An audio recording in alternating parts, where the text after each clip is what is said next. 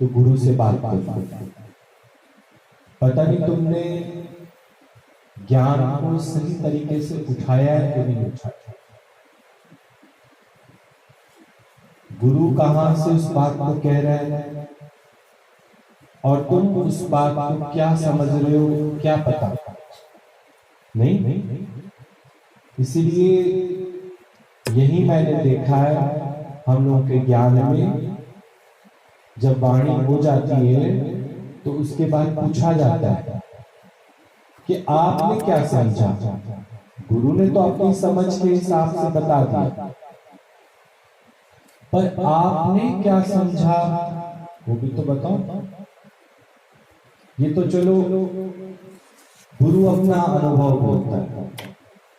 भी मैं शिमला गया तो मुझे ठंड लगी, ये मेरा अनुभव है। पर हो सकता है तुम्हारा बीपी हाई रहता हो, नहीं तुम्हें ठंड ज्यादा महसूस ना होती हो। हर एक का अपना अपना अनुभव। ऐसा नहीं है कि गुलाब जामुन तुमने खाया हो। कई बेवकूफ लोग बातें नहीं करते ऐसे, आपने खाया हमने खाया एक ही बात है। ऐसा होता है कि खाए कोई और पेट तुम्हारा भर जाए, ऐसा तो नहीं होता। तो अब गुरु का जो अनुभव है वो तुम्हारा अनुभव तभी बनेगा जब तुमने कभी गुरु से बातचीत की। मैं कई बार टीवी में भी देखता हूं तो संत बोलता रहता है और सब चाहे समझ आ रहा है। स्कूल में नालायक बच्चे होते हैं तो टीचर ब्लैक बोर्ड पे पढ़ाता है तो सब कहते हैं जी जी जी। अब उससे पूछो ना ये सेवन कहां से आ गया, नहीं तब पता चलेगा कि बच्चे का कंसंट्रेशन था या नहीं था।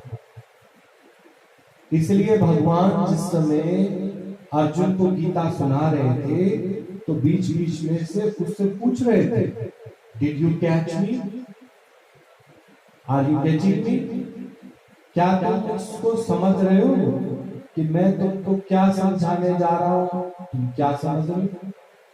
कई बार आपने देखा होगा घरों में भी, तुम देखो ना, घर का कोई बड़ा व्यक्ति अगर हमें कुछ अच्छी बात भी समझाने जा रहा होगा तो हमें वो बात उसकी सही नहीं लगेगी, क्योंकि हमें लगेगा ये क्यों ऐसे बोल रहे हैं, इनको ऐसा नहीं बोलना चाहिए ना। अब आप सोच के देखो, तुम्हारा देखने का नजरिया और उसके देखने का नजरिया डिफरेंट। लेकिन अगर कोई भी बात समझाई जाती है तो वो तो हमारे फायदे के लिए समझाई जाती है ना। भले वो फायदा हमको उस समय नहीं दिखाई देता पर बाद में दिखाई देता। तो कभी भी कोई बात गुरु समझाए, अपना मित्र समझाए, अपना सगा संबंधी समझाए या कोई भी समझाए, उस बात को भले ही तुम्हें नहीं मानना पर एक बार विचार जरूर करना। आपने देखा आजकल रामायण देख रहे होंगे तो रावण को एक रात का मौका दिया गया कि भाई तू समझ जा, उसकी सीता उसको वापस करा, लेकिन क्या उसने किसी की भी मान। वो कहता है जी मेरे को समझा क्यों रहे हो, मैं कोई पागल हूँ, मैं इतना पीएचडी कर रखा है, मैंने इतने शास्त्र मैंने पढ़ रखे हैं, तो मुझे तो लगता था माँ बेवकूफ है, जहर को चख कर और फिर कोई जहर खाने की वो जिद कर रहा है, तो वो कौन सा पढ़ा लिखा इंसान है, महाबेवकूफ जो सामने देख रहा है कि ऐसा करने से बात सॉल्व हो सकती है और ऐसा करने से बात बिगड़ सकती है। तो क्यों ना हम सॉल्यूशन ढूंढे ना, हम तो अपनी प्रॉब्लम को और ज्यादा क्रिएट कर लें। तो सीधी सीधी बात है, चाहे हम कितना भी ज्ञानवान क्यों ना हो जाए, कितना भी हम पढ़ लिख ना जाए, कितना भी आप देखो हमारे पास धन क्यों ना आ जाए, पर आप अपने को कभी कभी चेक करना कि आप अपने मन को मोड़ सकते हो या नहीं। मन को मोड़ने का मतलब है जैसे आप हलवा खा रहे हो, ठीक, हलवा खाते खाते कोई आपको बस अब लास्ट के 2 चम्मच और मत खाओ, तो तुम कहोगे क्यों भाई, 8-10 चम्मच तो मैंने खा लिया, तो लास्ट के 2 चम्मच के लिए मुझे मना क्यों किया जा रहा है? कोई भलाई होगी इसके अंदर, रुक जाओ। लेकिन अब मन को तो, जीभ को तो उसका रस आ गया, तो वो 2 चम्मच नहीं छोड़ेगा, 2 चम्मच भी खा लेगा, पर वो 2 चम्मच लास्ट जो खाए उससे पेट क्या हो गया, खराब हो गया। फिर अंदर में आता है जैसे अरे काश मैंने बात मान ली होती तो ज्यादा अच्छा था कि लास्ट के 2 चम्मच में नहीं खाता।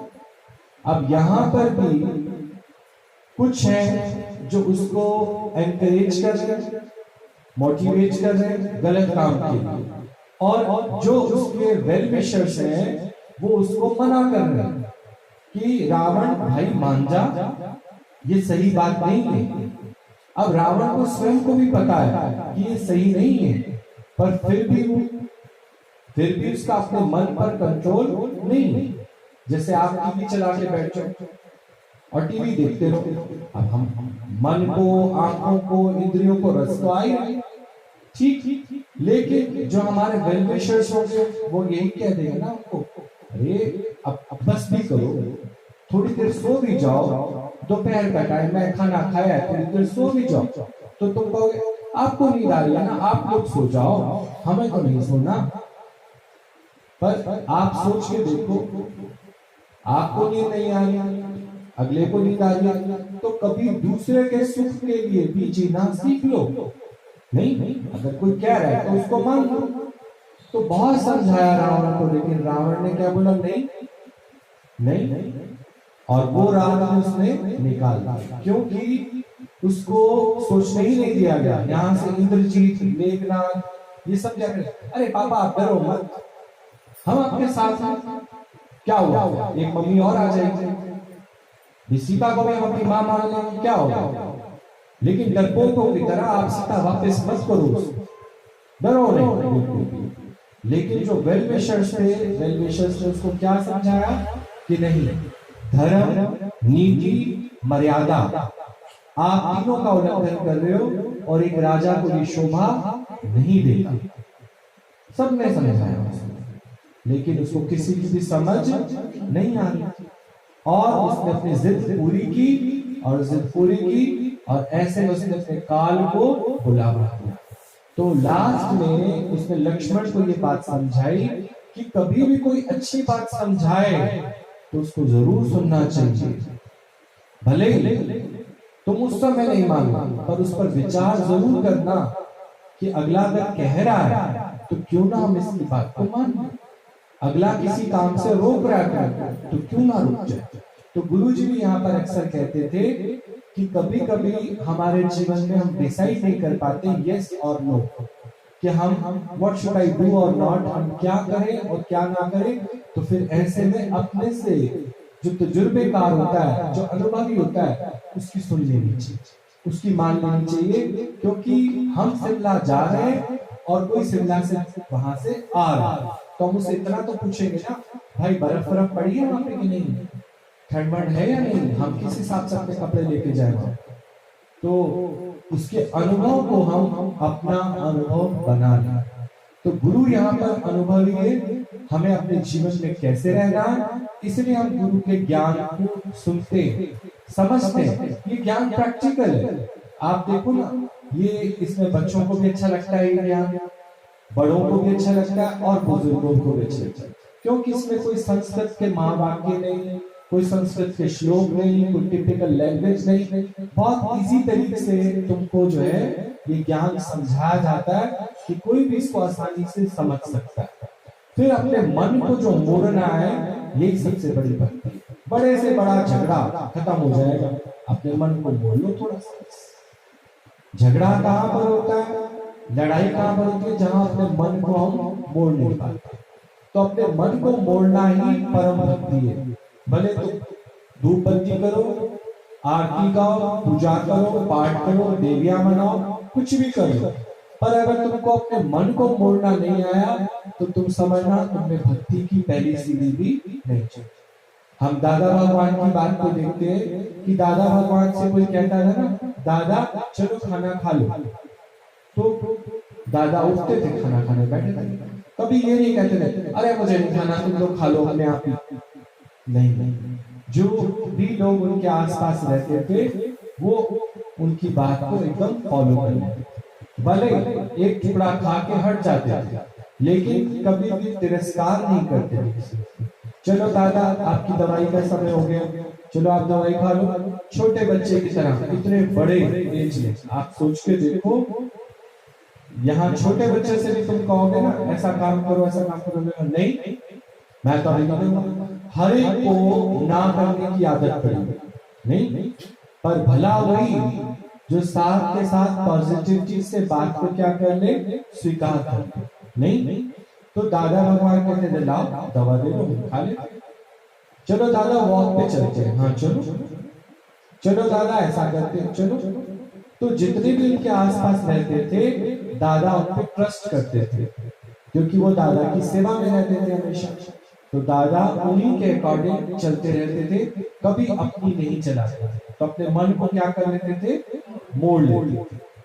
आप देखो हम अपने मन को कहाँ नहीं मोड़ पाते, क्योंकि किसी भी चीज से हमको रस आ रहा होता है। सोचो हम सोई रहे ठीक, और हमें कोई कहे अरे उठ जाओ, हम कहते हैं बस 5 मिनट और ना, तो हमें रस आ रहा है सोने से। फिर 5 मिनट बाद कोई बोले अच्छा चलो 5 मिनट हो गया उठ जाओ, 5 मिनट और ना, तो हमें रस आ रहा है। लेकिन ज्ञानी ऐसा होता है कि वो अपने मन को मोड़कर और एकदम से इस बात को क्या कर लेता है, मान लेता है। हो सकता है मेड आ गई है, सफाई करनी है, कोई भी काम हो सकता है। अगर तुम बात को नहीं मानते, मन को नहीं मोड़ते, तो तुम्हारे साथ और कितने सारे लोग और भी डिस्टर्ब होते हैं कि नहीं होते। आप सोच के देखो, केवल एक रावण डिस्टर्ब नहीं हुआ, रावण का पूरा घर क्या था, डिस्टर्ब।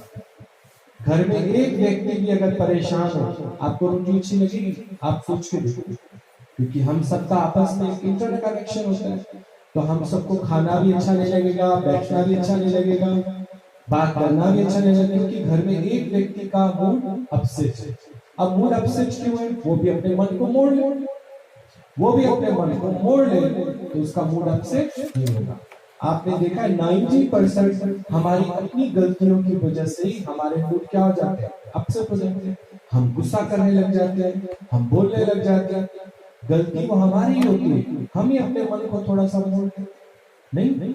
जैसे बच्चे बाहर खेलते रह गए तो उनको अगर आवाज लगाते अरे आ जाओ खाना ठंडा हो रहा है, अच्छा आ रहे हैं, अच्छा आ रहे हैं, अच्छा आ रहे हैं, नहीं खाना ठंडा हो जाता है। अब जो खाना खिलाने वाला है वो तो बेचारा बैठा रहेगा ना, वो रसोई कब समेटेगा? आप सोच के देखो। अबे आप आ जाओ, अपनी थाली बना लो, ढक के रख लो, फिर चले जाओ खेलने, और उनसे कहो अब आप फ्री, हम अपनी थाली खुद ही मांझे। अरे हम अपनी थाली भी खुद नहीं मांझे, अपना खाना भी खुद नहीं उठाए, और फिर ऐसे तो अगला व्यक्ति हमारे लिए क्या रहेगा, बंधा हुआ रहेगा नहीं।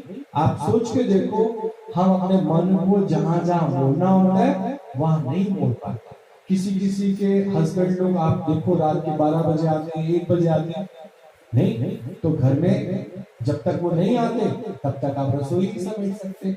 आपको खाना खिलाना है उनको, उनके लिए बैठना है, और आते भी अगर आप सोचो वो टीवी चला के बैठ जाए और आप उनसे खाना, अरे अभी तो आया हूँ, नहा धो तो लूं, फिर खाना खा, 2-2:30 बजा दे। आप सोच के देखो, तो फिर आप सोओगे कब, आप उठोगे कब? वो व्यक्ति तो उसकी तो कल फिर नाइट शिफ्ट है, वो तो आराम से भी उठ जाएगा, पर बाकी घर के लोगों के लिए तो आपको तो उठना होगा ना।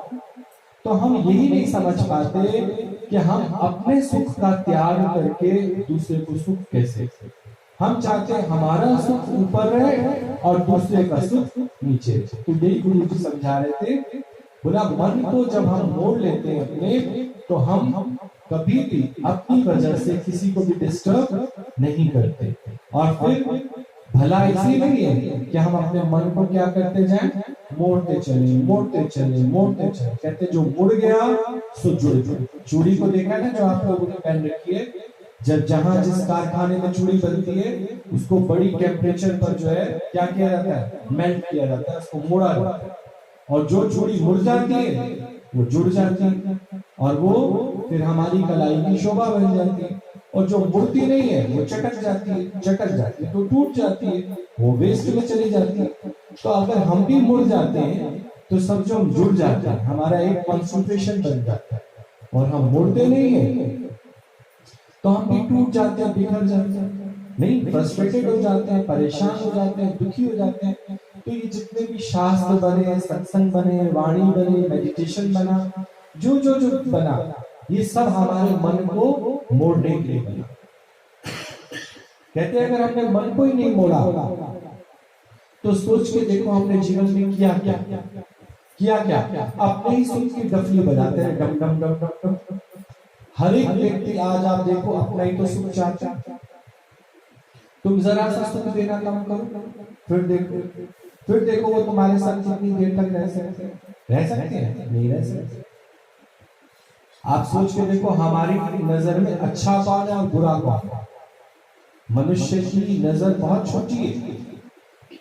अच्छे और बुरे की पहचान तुम कैसे करते हो? जो तुम्हारी बात मानता है वो अच्छा, और जो तुम्हारी बात नहीं मानता वो।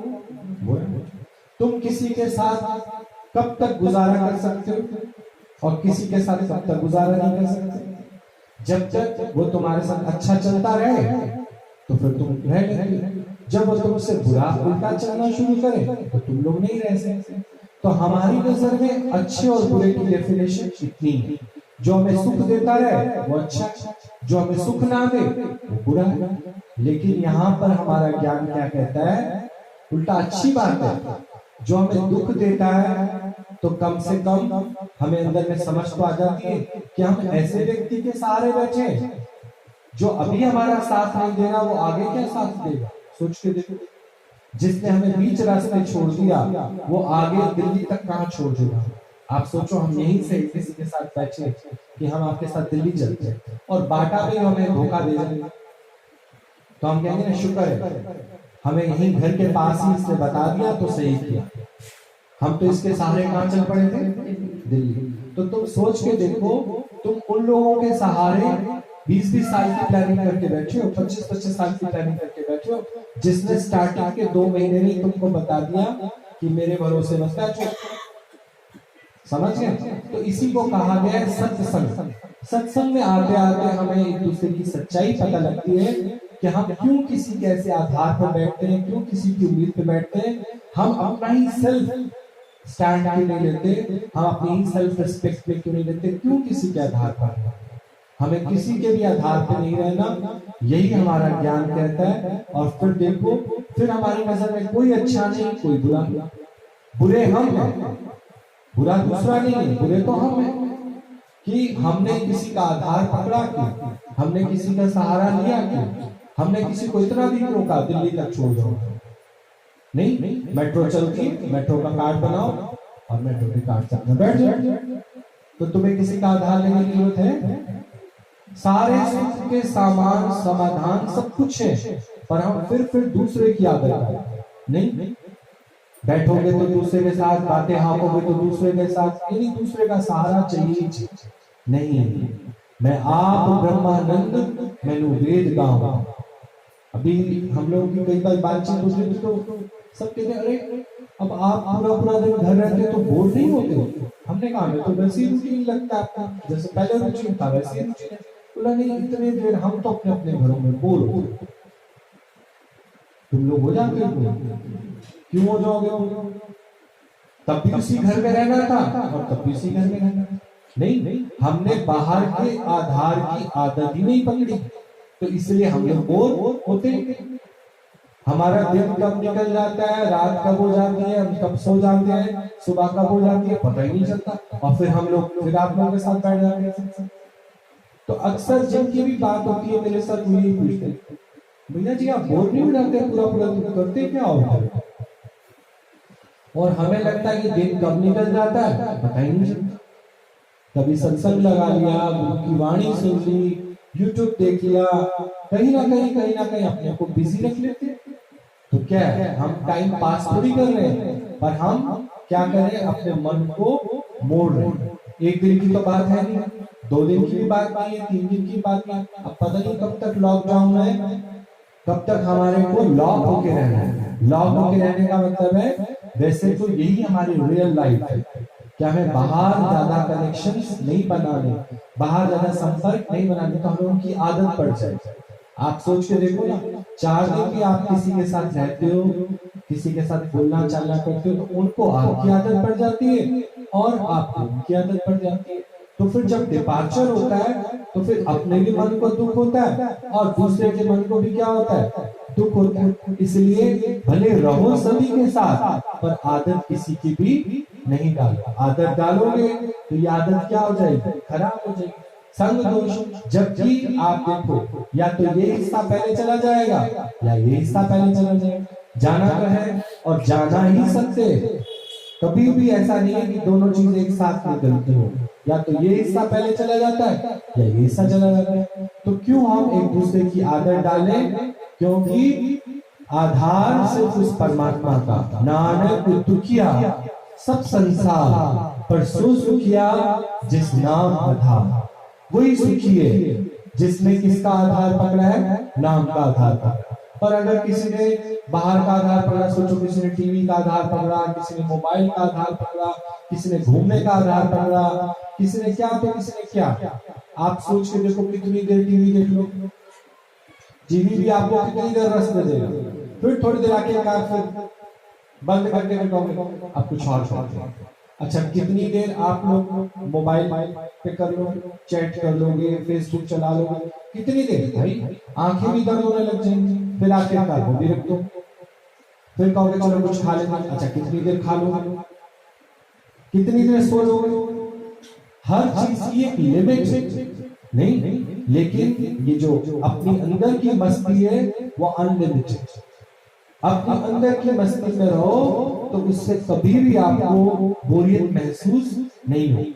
एक बार एक संत ऐसे ही राइटिंग कर रहा था और उसने अपने पास एक कैंडल जला रखी थी। अब कैंडल जलते जलते जलते जलते तो कैंडल क्या हो गई, खत्म हो गई। अब अंधेरा हो गया, पर उसका आर्टिकल तो रह गया था। तो बेचारा बहुत परेशान हुआ कि अब मैं कैसे लिखूं अपना आर्टिकल। तो उसकी औरत ने उसे उठाया और उसे बोला बाहर चलो। तो बाहर उस समय चांद की रोशनी थी, और चांद की रोशनी जो है वो कौन सा आधार है, वो ऐसा आधार है जो कभी बुझने वाला नहीं, क्योंकि चांद जाता है तो सूरज आ जाता है, नहीं। और जो हमने आधार अंदर बैठने दिया किसका, मोमबत्ती का, वो तो एक लिमिटेड आधार है जो थोड़ी देर बाद क्या हो जाएगा, बुझ जाएगा। ऐसे ही जब हम किसी और का आधार पकड़ते हैं तो वो तो छूटने वाला आधार है, लेकिन परमात्मा हम जब नहीं थे तब भी है, हम हैं तब भी है, और हम नहीं रहेंगे तब भी परमात्मा है। आप देखो हमारे बाप दादा पूर्वज, वो भी किसका गुणगान करते थे, भगवान का। भले देखा किसी ने नहीं है भगवान को, पर गुणगान किसका करते हैं, भगवान। आज भी गुणगान किसका होता है, और आज के बाद भी किसका होगा। जैसे करंट, इसको किसी ने देखा तो नहीं है, पर फिर भी इस करंट से ट्यूबलाइट सबको प्रकाश दे रही है। वही करंट आपके अंदर भी है, उसी करंट से आप पराठा बना देते हैं, उसी करंट से आप कपड़ा धो देते हैं। मुर्दे से बोलो ना, क्योंकि मुर्दे के अंदर वो करंट पास नहीं हो रहा है, परमात्मा की शक्ति नहीं जा रही। तो मुर्दे से बोलो कि भाई साहब एक पराठा तो बना दो, बना देगा वो तो क्या हो गया, मुर्दा हो गया। मुर्दे से कहो मेरी एक शर्ट प्रेस कर दो, कर देगा वो, नहीं कर पाएगा, क्योंकि उसके अंदर वो करंट पास नहीं हो रहा। तो जिस तरह से हम इस करंट को सिर्फ हम लोग महसूस कर सकते हैं कि करंट के माध्यम से ही ये माइक चल रहा है, करंट के माध्यम से ही ट्यूबलाइट चल रही है, करंट के माध्यम से पंखा चल रहा है। करंट वो एक है पर फंक्शन सबके अलग अलग है। ऐसे ही कई लोग प्रश्न करते हैं कि जब सभी के अंदर परमात्मा है तो कोई गाली देता है, कोई सेवा करता है, कोई प्यार करता है, कोई झगड़ा करता है, कोई बैंक में नोट गिनता है, फिर ऐसा अलग अलग क्यों। जैसे एक ही करंट से देखो सबके फंक्शन अलग अलग है। फ्रिज का काम है पानी को ठंडा करना, गीजर का काम है पानी को गर्म करना, पर पानी का जो गीजर है वो भी लाइट से चल रहा है, और जो फ्रिज है वो भी लाइट से चल रहा है। एसी का काम क्या है? रूम ठंडा करना। ठीक है, तो है तो सारा करंट से, लेकिन आप सोच के देखो कि सबके फंक्शंस तो क्या है? अलग अलग। ऐसे ही कितने ही जीव हैं, कितने ही प्राणी हैं, इन सब के अंदर करंट तो एक ही है, पर हर एक का फंक्शन अलग अलग है। कोई गंद उठाने का काम करता है, बार सुबह आवाज आती है गाड़ी वाला आया कचरा उठा, नहीं, वो उसका काम है। कोई कचरा करने का काम कर रहा है, कोई कचरा उठाने का काम कर रहा है, कोई आप देखो मुंह पे मास्क लगा के गिफ्ट बांट रहा है, तोहफे बांट रहा है, कोई क्या कर रहा है, कोई क्या कर रहा है, पर है वो एक ही करंट। आप देखो उसी मालिक की खलकत है ये सारी, पर फिर भी हम उसको देख नहीं सकते, सिर्फ महसूस कर सकते हैं कि इनके अंदर जो शक्ति काम कर रही है वो किसकी कर रही है? परमात्मा। तो यही जानकर ही हम एक दूसरे की कदर करें, प्यार करें, और कभी भी तिरस्कार ना करें। पता नहीं कब कौन किस समय किसकी बात हमको असर कर जाए, काम आ जाए, कोई पता नहीं है। इसलिए कभी किसी के लिए भी दुर्भावना नहीं है। ठीक, क्या बोलते हो?